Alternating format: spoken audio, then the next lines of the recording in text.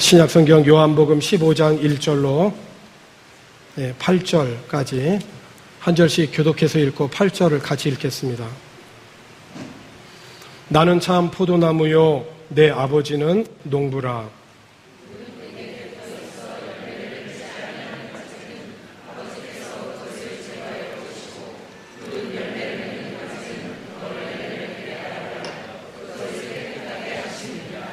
너희는 내가 일러준 말로 이미 깨끗하여 졌으니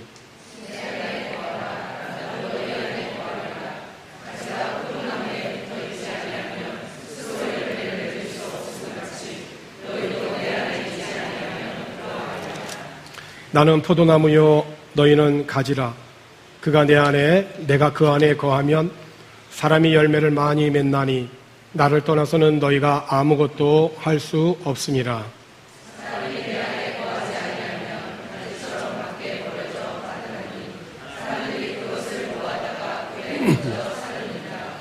너희가 내 안에 거하고 내 말이 너희 안에 거하면 무엇이든지 원하는 대로 구하라. 그리하면 이루리라. 너희가 열매를 많이 맺으면 내 아버지께서 영광을 받으실 것이요 너희는 내 제자가 되리라. 아멘. 오늘 저는 여러분들과 함께 하나님과 바른 관계를 맺고 사는 삶이란 주제를 가지고 여러분들과 함께 같이 은혜를 나누고자 합니다. 우리 교회가 성전을 건축하고 봉헌하면서 기념 집회를 했을 때 지금은 은퇴하셨지만은 100주년 기념교회에서 사역하신 이재철 목사님을 강사로 초청하였었습니다. 이 목사님께서 그리스도인으로서 어떻게 살아야 하는가에 대한 답을 얻지 못해서 대학 시절과 기업을 경영하는 동안 고뇌와 방황이라고 하는 돌멩이가 구두 속에 있었다라고 그렇게 고백을 했어요. 그러던 중에 주님을 새로이 만남으로 인생의 목적을 하나님과 바른 관계를 맺음이라고 하는 것에 두고 비로소 이 고뇌와 방황이라고 하는 굴레에서 벗어나 자유를 맛보았다라고 그렇게 고백했습니다. 이후에 그 목회 사역과 또 여러 책들 그리고 은퇴를 통해서 아름다운 그런 퇴장에 이르기까지 하나님과의 이 바른 관계를 삶으로 우리에게 보여주었죠. 사실 그러나 이 목사님이 어릴 때부터 교회를 다니셨거든요. 그런데 썬데이 크리스찬으로 신앙생활을 하다가 예수 그리스도를 새로이 만남으로 하나님과의 진정한 그런 바른 관계가 시작이 되었다라고 그렇게 고백을 해요. 그렇습니다, 여러분. 하나님과의 그 바른 관계는 예수 그리스도를 만나는 것으로 시작을 합니다.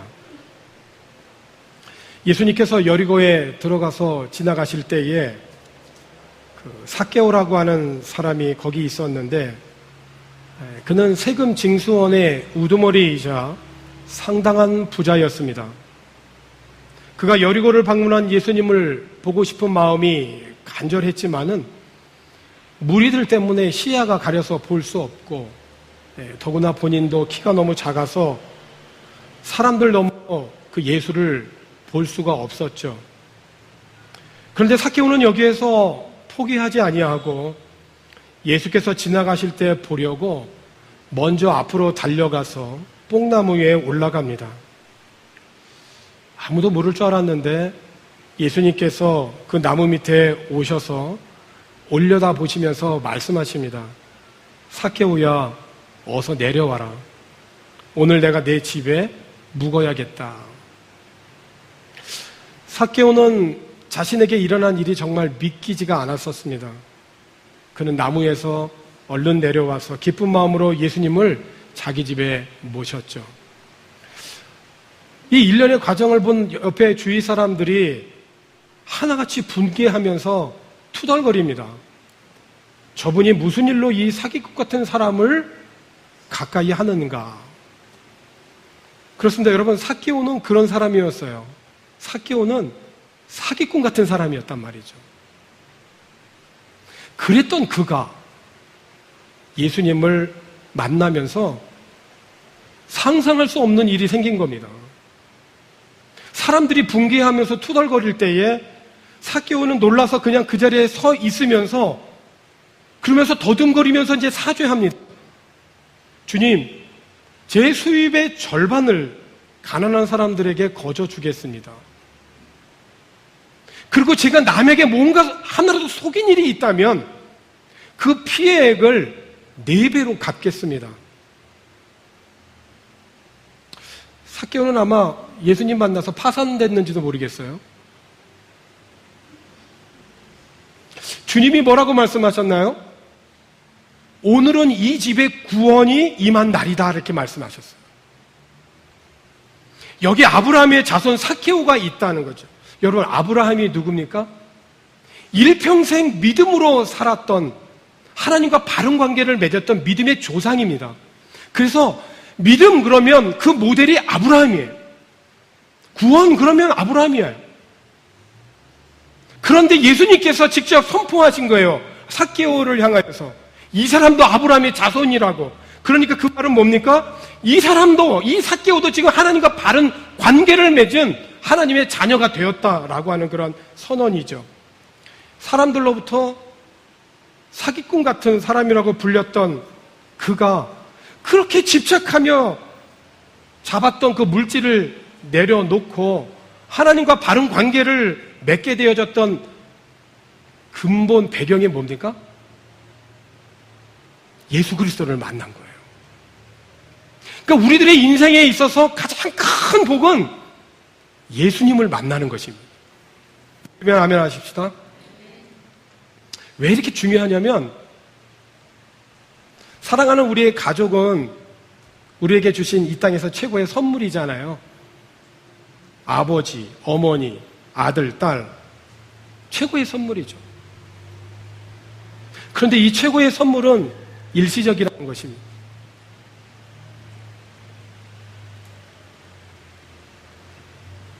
제한이 있어요. 질병이 나고 죽음의 질병이 또 찾아오면 가족은 그걸로 더 이상 가족을 이어갈 수 없어요. 그런데 하나님과의 관계는 영원한 것이죠. 그렇기 때문에 중요한 거예요. 그래서 이 땅에서 우리들의 삶은 영혼과 잇대어가는 중요한 삶이라는 거예요. 하루하루가 영혼과 이어지는 삶이에요. 누구를 통해서? 예수 그리스도를 통해서. 사도 바울을 보십시오. 스펙으로 보자면 요즘 말로 금수저죠. 인간적인 열정과 열심으로 보자면 그 사람 따라갈 사람이 있습니까? 없습니다. 그 사람만큼 많이 배운 사람이 있습니까? 없습니다. 그래서 그 열정과 열심으로 무엇했습니까? 나는 하나님을 잘 섬긴다라고 생각했지만 그 열정과 열심과 그 스펙으로 뭐 한 겁니까? 교회를 핍박했잖아요. 주님의 제자들을 죽이려고 늘 바싹바싹 추적을 했고 그것도 부족해서 예루살렘에서 먼 다메섹에까지 원정해서 예수 믿는 사람들을 찾아내어 붙잡아 오는데 남녀를 불문하고 체포해서 예루살렘으로 데려오려고 했잖아요. 다메섹에 거의 가까이 가가지고 갑자기 눈부시게 환한 빛이 그에게 임하였던 겁니다. 그 빛 때문에 그는 바닥에 쓰러질 수밖에 없었죠. 그래서 그 쓰러지면서 한 음성을 듣게 되죠. 사울아, 사울아, 왜 나를 해치려고 하느냐? 주님 누구십니까? 나는 내가 핍박하는 예수다. 바울은 여기서 예수님을 만나죠. 정말 한량없는 하나님의 은혜. 그 주위에 사람들도 많았잖아요. 근데 왜 바울입니까? 이거 정말 한량없는 하나님의 은혜예요. 오늘 우리들 주위에 아직까지도 예수를 믿지 않는 많은 형제와 자매들이 있지 않습니까? 그런데 여러분들은 하나님의 부름을 받아 구원받고 하나님의 은혜를 힘입어 오늘 예배합니다. 은혜잖아요. 바울이 복음을 전하는 여러 현장에서 예수를 만났던 이때의 그 경험을 사람들에게 전하고 예수님의 부활을 전하죠. 그 중에 사도행전 26장 24절에 있는 말씀을 보면 복음을 전할 때 바울이 이같이 변명하며 베스도가 크게 소리내어 이르되 바울아 내가 미쳤다. 네 많은 학문이 너를 미치게 했다. 넌 너무 그렇게 배우더니 너 미쳤구나. 바울의 대답은 뭡니까? 25절에 보면 바울이 이르되 베스도 각하여 내가 미친 것이 아니요 참되고 온전한 말을 합니다. 그리고 이어지는 말씀 29절에 있는 말씀을 보면은 이렇게 고백하죠. 바울이 이르되 말이 적으나 많으나 당신뿐만 아니라 오늘 내 말을 듣는 모든 사람도 다 이렇게 결박된 것 외에는 내가 이렇게 붙잡힌 것 외에는 나와 같이 되기를 하나님께 원하나이다. 나 예수 만난 사람이다. 예수를 만나기 전에 바울의 그 삶은 자신의 열심과 생각으로 하나님을 섬겼잖아요. 그런데 예수를 만나고 나니까 자기가 잘못한 걸 깨달은 거예요. 오늘 인생에 있어서 우리의 인생의 키는 바로 예수 그리스도 안에 있는 겁니다. 우리 인생의 해답은 바로 예수님이에요. 그래서 예수님을 만나면 내가 지금 바른 길을 가고 있는지, 내가 지금 바른 일을 하고 있는지를 깨닫게 되어지는 것이에요. 그래서 우리 인생에 있어서 예수를 만나야 된다는 거예요. 그래서 하나님이 보시기에 최고의 귀한 값진 것은 이 예수를 전하는 자의 삶이라는 거예요. 그래서 성경은 아름다운 자의 발이라고 얘기하고 있죠. 내가 이렇게 지금 붙잡혀 있지만 당신들은 나를 지금 미쳤다고 하지만 모든 사람이 붙잡힌 이거 결박된 것 외에는 다 나와 같이 되기를 원합니다. 예수 그리스도로 말미암아 구원받은 하나님의 백성으로 살아가기를 원합니다. 이런 고백을 담대히 선언한 것이죠. 그래서 예수를 만나고 복음을 전하면서 빌립보서 4장 13절 말씀에서 내게 능력 주시는 자 안에서 내가 모든 것을 할 수 있다. 가난에 처하든지 빈한 것에 처하든지 부한 것에 처하든지 어떤 것에든지 내가 자족한 것을 내가 배우게 되었다고. 그렇습니다.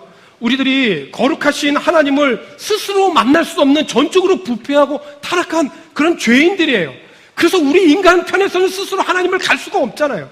그래서 하나님이신 예수님께서 사람의 몸을 입고 이 땅에 오신 것이에요. 그래서 그분을 내가 믿고 받아들이고 영접하면 그 은혜로 믿음으로 구원받은 하나님의 백성이 되는 것이죠. 우리를 만나기 위해서 찾아오신 그 주님을 만나야만 오늘 우리는 하나님과의 정말 바른 관계를 맺을 수가 있는 것입니다. 주님을 만나는 그 삶이 내 인생에 있어서 단 한 번만 그것이 아니라 매일매일 만나야 된다는 거죠. 여러분 솔로몬을 보십시오. 그가 하나님 앞에 1000번제를 드리고 하나님 앞에 간절히 간구하잖아요. 그 간절히 간구하는 그 1000번제의 끝에 하나님께서 그에게 나타나 말씀하시잖아요. 내가 너에게 무엇을 주면 좋겠느냐고. 그때 솔로몬이 뭐라고 대답합니까? 내 백성이 아니라 당신의 백성들을 지혜롭게 내가 섬길 수 있는 그 하나님의 그 지혜, 하나님의 마음을 달라고 그렇게 기도하잖아요. 그런데 솔로몬이 이 초심을 잃어버리잖아요. 왜 초심을 잃어버렸죠? 매일매일 만나지 않은 거예요. 멀어진 겁니다. 하나님 앞에 제사가 없었을까요? 있었습니다. 하나님 앞에 제사를 드렸다니까요. 근데 그 제사가 어떤 제사였죠? 형식적인 제사를 드려요. 형식적인 제사. 마음과 뜻을 다하여서 하나님 앞에 정말로 드리는 믿음의 제사, 하나님이 기뻐하시는 그런 믿음의 예배가 아니라 형식적으로 드리는 거예요. 그러니까 형식적으로 드리니까 어떻게 되죠? 하나님이 보시기에 합당한 제사가 아니라 사람들 보기에 위선하게 되고. 그러니까 위선은 거짓말이잖아요. 근데 하나님은 거짓을 무척 싫어하는 거거든요. 그러니까 이것이 계속적으로 습관이 되니까 이 나쁜 습관으로 인하여서 하나님의 말씀이 들리지 않는 거예요. 오늘 우리들의 신앙생활에서 참 중요한 그 걸음은 하나님의 말씀이 선포될 때 그 말씀을 내가 적극적으로 믿음으로 활짝 열고 듣는 거예요. 믿음은 들음에서 나는 거거든요. 하나님의 말씀이 나 안에 들릴 때 그 믿음을 아멘으로 받고 믿음으로 받아들이는 거예요. 그리고 그 말씀을 듣고 기억하고 지켜 행하는 것이에요. 그때 하나님께서 예비하신 하나님의 은혜와 복을 쏟아부어 주시는 거거든요. 근데 듣지 않는 거예요. 나쁜 습관이 생긴 거죠. 안 듣는 겁니다. 그리고 자꾸 보기에 좋아 보이는 것을 자꾸 따라가는 거예요. 그게 우상인 거죠. 그러니까 우상 숭배는 하나님이 가장 싫어하시는 거예요. 내가 힘들고 어려울 때만 찾고 구하는 하나님이 아니라 내가 일상적인 삶에서 모든 영역에서 매일매일 하나님을 찾는 거예요. 어떻게 하나님을 만날 수 있을까요? 에레미야 29장 12절과 13절에 보니까 너희가 내게 부르짖으며 내게 와서 기도하면 내가 너희들의 기도를 들을 것이요 너희가 온 마음으로 나를 구하면 나를 찾을 것이요 나를 만나리라. 하나님은 부르짖고 찾으면 들어주시고 만나주신다라고 약속해 주셨어요. 하나님은 인격적이신 분이세요. 우리를 로봇으로 만들지 않으셨어요. 우리를 기계로 만들지 않으셨어요. 우리에게 말씀을 들려주시고 그 말씀에 믿음으로 반응하고 순종하는 그런 인격적인 언약의 관계를 맺으시는 하나님이세요. 그러니까 이 하나님의 말씀을 전에도 듣지 않으니까 이스라엘 역사 가운데 70년 동안 포로 생활을 하게 한 거예요. 포로 생활한 것이 목적입니까? 그거 아니잖아요.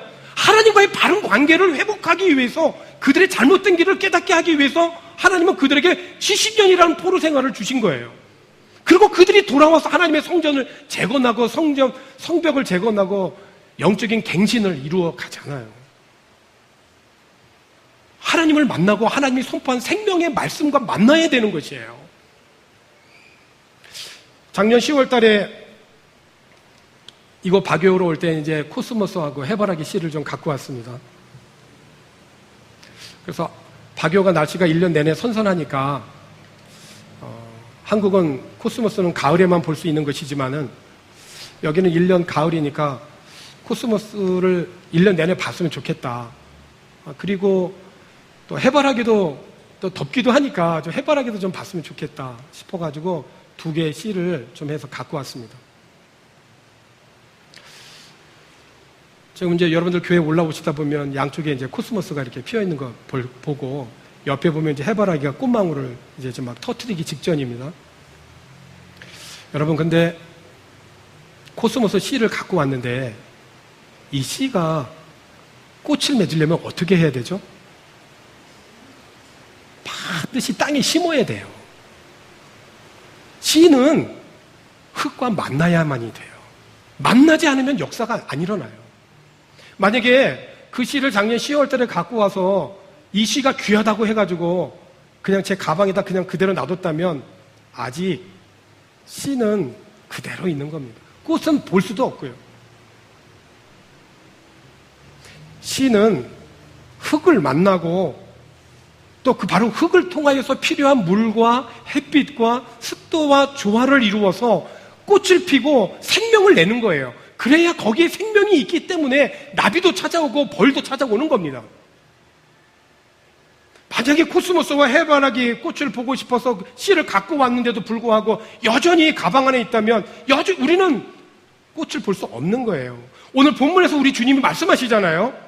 가지가 홀로 열매를 맺을 수 없고 나무에 붙어 있어야만 열매를 맺을 수 있듯이 너희도 내게 붙어 있지 아니하면 열매를 맺을 수가 없다. 항상 여러분들 생활하시면서 이게 뭐가 잘못됐지? 내가 어디서 뭔가 잘못됐지? 라고 생각한다면 예수 앞에 서 보십시오. 예수 안에 해답이 있습니다. 예수님께서 나는 포도나무요 너희는 가지인데 너희가 내게 붙어 있고 내가 너희 안에 붙어 있어서 친밀하고 유기적인 관계를 맺어야만이 틀림없이 풍성한 수확을 거둘 수 있을 거라고 말씀하셨죠. 그래서 내게서 떨어져 있으면 너희는 아무 열매도 맺을 수가 없다고. 만약 누구든지 나에게 떨어져 있으면 그는 마른 가지가 되어져서 결국 그 마른 가지는 어떻게 된다고 말씀하십니까? 모아다가 모닥불에 던져버리게 된다는 거예요. 씨가 흙과 만나야 꽃을 피울 수 있듯이 가지가 나무에 붙어 있어야 열매를 맺을 수 있듯이 사람이라고 하는 이 존재는 하나님으로부터 온 존재이거든요. 영적인 존재인 거거든요. 하나님과 바른 관계를 맺으려면 전적으로 타락한 우리 인간은 하나님 앞에 스스로 나갈 수가 없는 존재이기에 중보자 대신 예수 그리스도를 만나야 된다는 것이에요. 우리 주님께서 말씀하셨지 않습니까? 나는 길이요 진리요 생명이니 나로 말미암지 않고는 아버지께로 올 자가 없느니라고. 지금은 예수님을 그래서 만날 때고 그분의 은혜를 힘입을 때인 것입니다. 고린도후서 6장 2절에 이르시되 내가 은혜 베풀 때 너에게 듣고 구원의 날에 너를 도왔다 하셨으니 보라 지금은 은혜 받을 만한 때요. 보라 지금은 구원의 날이다. 이사야 55장 6절 말씀에서 너희는 여호와를 만날 만한 때에 찾으라 가까이 계실 때에 그를 부르라. 그렇습니다. 예수님을 만나는 것은 뒤로 연기할 수 있는 것이 아닙니다. 하나님을 만나는 것에는 무언가 내가 자격을 좀 갖추어야지 나가지 라고 얘기하는 것과는 아닙니다. 그건 아닙니다. 예수님은 항상 열려져 있습니다.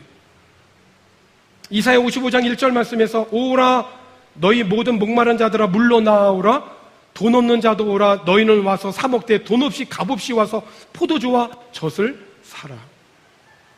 3절 말씀에서도 너희는 귀를 기울이고 내게로 나와 들으라 그리하면 너희의 영혼이 살리라. 사랑하는 성도 여러분, 하나님과 바른 관계를 맺는 삶은 하나님이 사랑인 예수 그리스도를 만나는 것입니다. 그분을 내 마음과 삶에 영접하는 것입니다. 그분을 믿는 것입니다. 나의 생각을 그분에게 고정시키는 겁니다. 나의 모든 삶의 뿌리를 그분에게 대는 것입니다. 그래서 시편 1편에 있는 기자의 고백처럼 가물어도 강변의 뿌리를 깊이 내린 그 나무는 시절마다 열매를 맺고 꽃을 피우는 겁니다.